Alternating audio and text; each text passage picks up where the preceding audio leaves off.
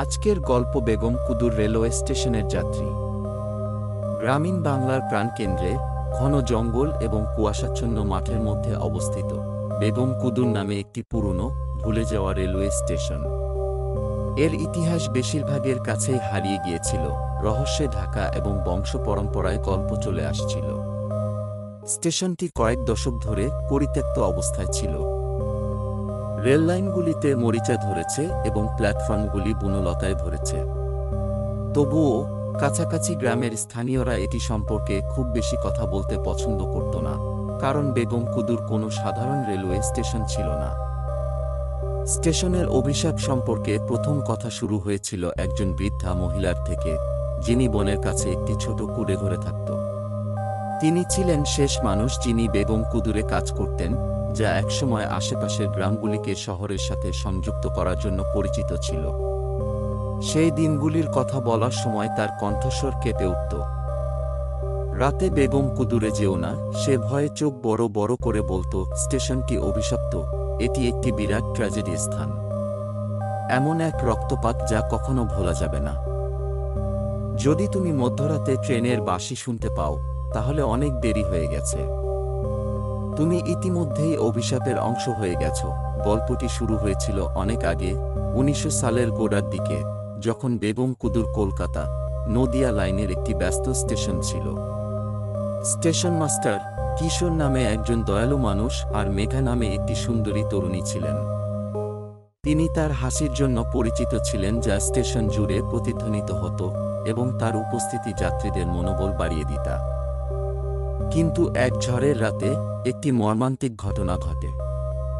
একটি ট্রেন দেরিতে এসে পৌঁছায়, এর ইঞ্জিনে ত্রুটি ছিল, কোনো কন্ডাক্টর ছিল না। মেঘা যখন স্টেশনের প্ল্যাটফর্মের পাশে দাঁড়িয়ে তার বাবা শহর থেকে ফিরে আসার অপেক্ষা করছিল, ঠিক তখনই এটি লাইন থেকে ছিটকে পড়ে। ট্রেনটি থামাতে না পেরে প্ল্যাটফর্মের সাথে ধাক্কা খায়। ধাক্কা এতটাই তীব্র ছিল যে মেঘা নিচে পড়ে যায় এবং প্রাণ হারায়। শোকের আর্তনাদ যা শুনলেই মেরুদণ্ড কাঁপতে থাকে। মেয়ের মৃত্যুতে বিধ্বস্ত কিশোর এই অপরাধবোধ সহ্য করতে পারছিলেন না। শোকে তিনি নিজেকে স্টেশনের ভেতরে বন্ধ করে রেখেছিলেন এবং আর কখনো তাকে দেখা যায়নি। কিছু বছর পরেই স্টেশনটি পরিত্যক্ত হয়ে যায়, কারণ কেউ সেখানে কাজ করতে রাজি ছিল না। কানাঘুষা শুরু হয়।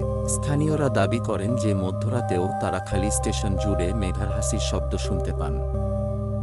অন্যরা বলছেন যে সাদা শাড়ি পরা এক তরুণীর ভৌতিক প্ল্যাটফর্মে দাঁড়িয়ে আছে, তার চোখ শূন্য এবং মুখ চিরতরে দুঃখ জমে আছে।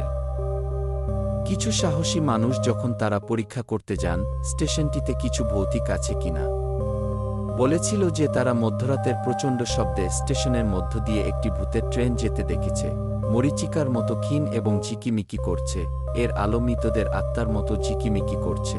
এমনই এক রাতে বিন্দু নামে এক যুবক, যে সম্প্রতি কাছের একটি গ্রামে এসেছে গুজবগুলো তদন্ত করার সিদ্ধান্ত নিয়ে, সে সন্দেহবাদী ছিল, ভূতের গল্পগুলোকে কুসংস্কার বলে উড়িয়ে দিয়ে শুধু একটি টর্চলাইট হাতে নিয়ে সে মধ্যরাতে বেগম কুদুরের উদ্দেশ্যে রওনা দেয়, নিজের চোখে দেখার জন্য দৃঢ় প্রতিজ্ঞ। স্টেশনের কাছে পৌঁছানোর সাথে সাথে বাতাস ঠান্ডা হয়ে যায় এবং এক ভয়ঙ্কর নীরবতা তাকে ঘিরে ফেলে। জঙ্গলের স্বাভাবিক শব্দ শূন্যে মিশে যেতে থাকে। প্ল্যাটফর্মে পা রাখার সাথে সাথে তার হৃদয় ধড়ফড় করে। তার টর্চলাইট অন্ধকার ভেদ করে কয়েক মুহূর্ত ধরে কিছুই ছিল না, শুধু তার পায়ের নিচের পুরানো কাঠের খচখচ শব্দ এবং পাতার খচখচ শব্দ ছাড়া। কিন্তু তারপর সেটা শুনতে পেল, ট্রেনের হুইসেলের মৃদু শব্দ, এত দূরের কিন্তু এত স্পষ্ট, অনেক কাছ থেকে আসছে বলে মনে হচ্ছিল। সে স্তব্ধ হয়ে গেল, তার নিঃশ্বাস তার গলায় আটকে গেল। বাঁশির শব্দের পরেই ট্রেনের চাকার স্পষ্ট শব্দ শোনা গেল। দ্বিতীয় বাঁশির শব্দ আরও জোরে শোনা গেল।